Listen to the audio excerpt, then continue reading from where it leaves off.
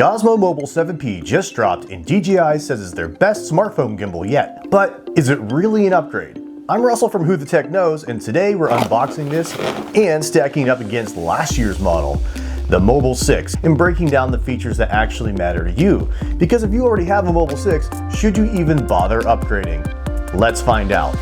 As you can see, DJI is on point with its packaging. It's always sleek and nice. I got the version without the microphone. Here is the magnetic phone clamp. There's a couple different looks at it. And this is the multifunctional module, which is the new upgraded thing that we'll talk about here in a second. And of course, this looks like the phone in a nice coarse package. And then, some paperwork. Okay, so let's take this out, and this is the Osmo 7P. So let's break it down. What's actually new with the 7P? One thing that jumps out to me is the phone holder. You can see that it has a different grip. When I put it on, you can see that it does not hit the buttons as the Osmo 6 does. This to me is a big upgrade and worth it. And just holding this in hand, it's actually a little heavier than the DJI 6. You notice the 6 and the 7 side by side, and that the head is flipped around to make it open easier.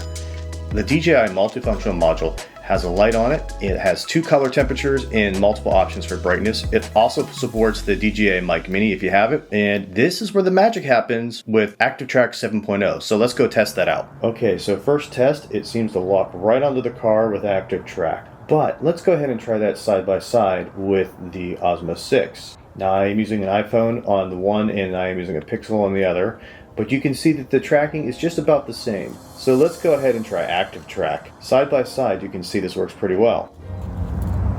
All right, so trying ActiveTrack.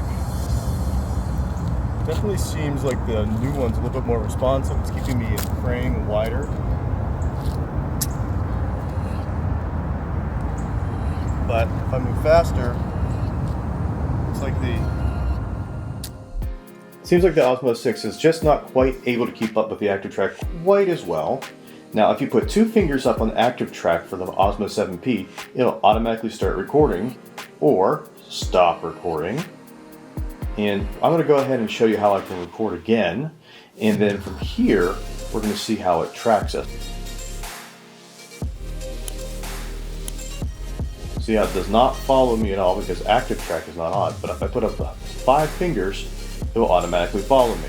This just follows me seamlessly left and right here as I'm walking through my backyard, and it's staying on me pretty well. I'm kind of impressed with it. But, you know, I think this is perfect for bloggers. 5 fingers again helps it stop. So here's the bottom line. If you already own a Mobile 6, should you upgrade? It depends. If you just need basic stabilization, the Mobile 6 is still great.